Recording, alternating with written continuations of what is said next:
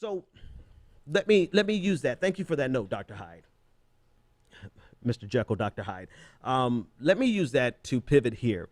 So, and I'll bring this back on the screen about Donald Trump. So this is a tweet from Donald Trump. Again, we've talked about it, but I'm putting it on the screen again because this is what's being spread around as an example of Donald Trump's racism. Now, granted, I think Donald Trump fosters and invites all of the racists in America.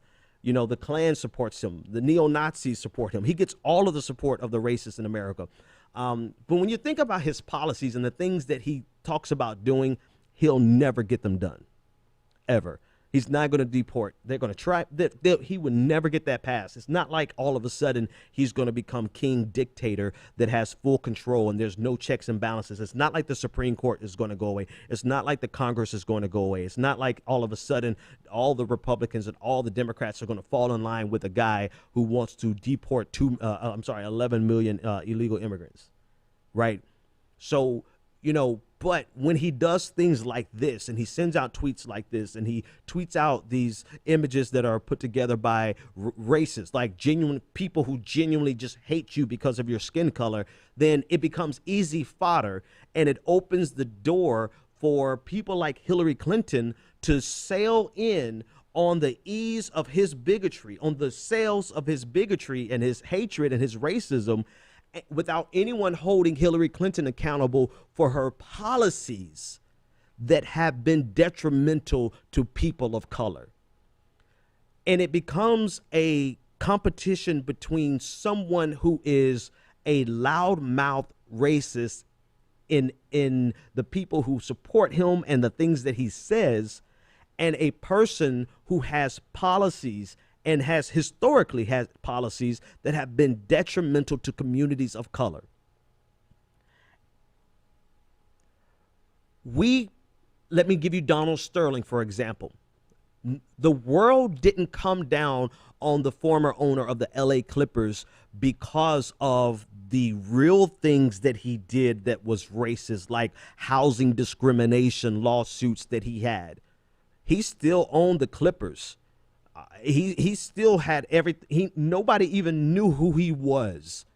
Nobody jumped on him because of the actual things that physically hurt people because of his racism.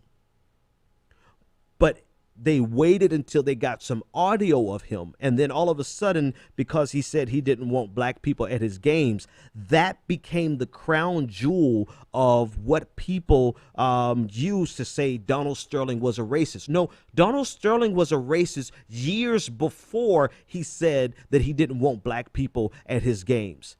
And so what we've done in America is we prioritize verbal racism over legislative racism or policy racism or true discrimination, right? We prioritize someone saying the N-word over someone lobbying for the most nefarious portions of the 94 crime bill. Or even more accurate, we prioritize someone using the term ghetto and we label that as the most racist thing versus someone who talks down to and dismisses and completely ignores and does the very exact thing that you complain about. She does it against Black Lives Matter activists. And so we have our priorities mixed up, right? Yes, I think Donald Trump is a racist. But I also think the policies that he wants to employ are things that can never be employed in the union. They can't be accomplished. They won't be done. Yes, we'll have a hell of a time of him trying to do it. And I'm not advocating for him to become president by any means, but I need us to refocus our thinking, because right now everyone is running around with like chickens without a head. Like the sky is falling. The sky is falling. Donald Trump is a racist. Oh my God, Donald Trump is a racist. The world is coming to an end. Meanwhile, we're giving Hillary Clinton a free ride into the White House. She doesn't, she started already, and now they're not even trying to acknowledge that she's still in a competition with Bernie Sanders. And no one's going to challenge her on her foreign policies. that are detrimental to brown people across the world, people of color across the world. No one's going to challenge her on her economic policies that overwhelmingly hurt African Americans. 28% of African Americans living in poverty right now today. Nobody is going to challenge her on that because we should be quiet and be afraid of Donald Trump. Sorry. I am not so terrified of Donald Trump that I am going to start ignoring the problems with Hillary Clinton. I would love I would absolutely love to see the GOP gutted and eviscerated and out of power. But what good would that do if we're replacing them with Democrats who are just as bad on economic policies, just as bad, relatively bad as on their foreign policies? And what, they're Democrats because, they're progressive because they're progressive on social values. But I just gave you a list of 11 people, 5 who support and endorse Hillary Clinton, who are not even progressive on social issues. So what good would it be for us to even capitalize on this moment if we're going to replace the Republican Party with a Democratic Party who's exactly the same as the Republican Party with maybe 6 degrees of separation, if that?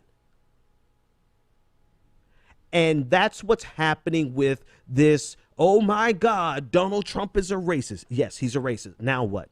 What policies are you more concerned with what he says than what policies Hillary Clinton will enact that will be detrimental, more detrimental to you than what Donald Trump could ever say?